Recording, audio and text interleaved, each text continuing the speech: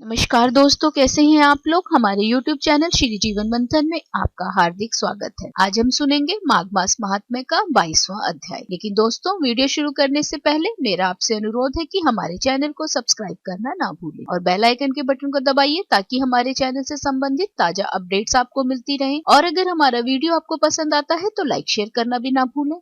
आपके सुझाव भी सादर आमंत्रित हैं। इतना कहकर भगवान अंतर्धान हो गए। तब देवनिधि कहने लगे, हे महर्षि, जैसे गंगा जी में स्नान करने से मनुष्य पवित्र हो जाता है, वैसे ही भगवान की इस कथा को सुनकर मैं पवित्र हो गया। कृपा करके उस स्तोत्र को कहिए जिससे उस ब्राह्मण ने भगवान को प्रसन्न किया। लोमश जी कहते हैं कि उस स्तोत्र को पहले गरुण जी ने पढ़ा। उनसे मैंने सुना, हे विप्र, यह स्तोत्र अध्यात्म विद्या का सार, पापों का नाश करने वाला है। वासुदेव सर्वव्यापी चक्रधारी, सज्जनों के प्रिय, जगत के स्वामी श्री कृष्ण को नमस्कार है। जब स्तुति करने वाला विचार करे कि सभी जगत विष्णुमय है, तो किसकी स्तुति की जाए। जिस भगवान के श्वास वेद हैं, फिर कौन सी स्तुति उनकी प्रसन्नता के लिए की जा सकती है। जिसको वेद नहीं जान सकते, न वाणी न मन जान सकता है, उसकी स्तुति में अज्ञानी क्या कर सकता है। सारा चर अचर संसार जिसकी माया से चक्र की तरह घूम रहा है, इसी से हे प्रभु आप चक्रधारी कहलाते हो। ब्रह्मा विष्णु आप ही हो। सारे संसार को उत्पन्न करने वाले ब्रह्मा को भी आप उत्पन्न करने वाले हो। जब जीव शरीर को धारण करता है, तब उसमें ज्ञान उत्पन्न होता है। तुम सब सुखों के दाता हो, इसमें कोई संदेह नहीं है। आपसे संपूर्ण सुखों को देने वाली बुद्धि उत्पन्न होती है। आप ही 5 कर्मेंद्रिय, पंच महाभूत तथा मन के विविध भाव हो। ब्रह्मा विष्णु रुद्र की कल्पना से आप संसार की कल्पना इसी प्रकार करते हो, जैसे पिता पुत्र की।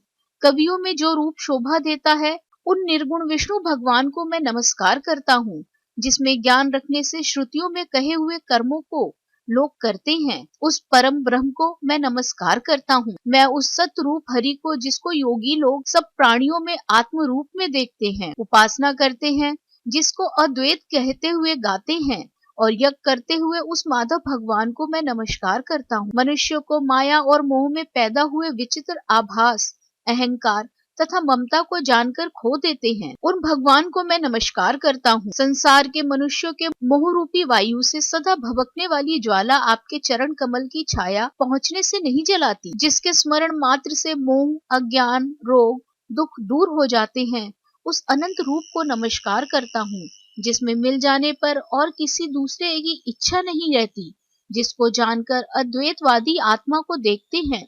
यदि विष्णु शब्द का अर्थ और उसके विषय का ज्ञान एक ही होता, तो इस सत्य से हे माधव, इस संसार की माया में फंसकर तेरे ही ध्यान में रत रहता।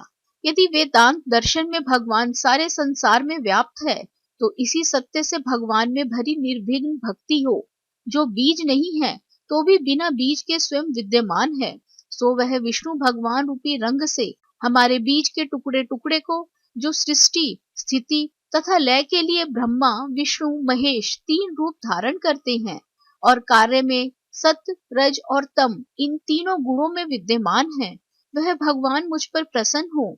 जो प्राणियों के हृदय रूपी मंदिर में निर्मल देव वास करते हैं, वह भगवान मुझ पर प्रसन्न हो। जो अविद्यापूर्ण संसार का त्याग करता है, जगत में आप हो, आपका बनाया हुआ विश्व आनंद करता है। आपके त्याग करने पर अपवित्र हो जाता है, उसका साथ करने पर तुम बिना साथ के बने रहते हो। विकार रहित, जिनके चारवाक पंचभूत योग से पैदा हुआ चैतन्य मानते हुए उपासना करते हैं। जैन लोग आपको शरीर का प्रणाम मानते हैं और सांख्यवादी तुम्ही को प्रकृति से परे पुरुष मानकर ध्यान करते हैं। जन्म इत्यादि से रहित चैतन्य रूप सदा आनंद स्वरूप उपनिषद जिसकी महिमा गाते हैं। आकाशादि पंच महाभूत, देह, मन, बुद्धि, इंद्रियां सब कुछ तुम ही हो। तुमसे अलग और कुछ नहीं। तुम ही सब प्राणियों को उत्पन्न करने वाले हो और मुझको शरण देने वाले हो। तुम अग्नि, रवि, इंद्र, होम, मंत्र, क्रिया तथा फल सब तुम ही हो। कर्म के फल देने वाले बैकुंठ में तुम्हारे सिवाय कोई नहीं है। मैं तुम्हारी शरण में हूँ। सब प्राणियों के हेतु तथा उनको शरण देने वाले तुम ही हो। जैसे युवा पुरुष की युक्ति में और युक्ति की युवा में प्रीति होती है, वैसी मेरी प्रीति तुम में हो। जो पापी भी आपको प्रणाम करता है, उसको यमदूत ऐसे नहीं देखते जैसे उल्लू सूर्य को। प्रत्येक पाप मनुष्य को उस समय तक ही सुख देते हैं जब तक वह आपके चरण कमलों का सहारा नहीं लेता।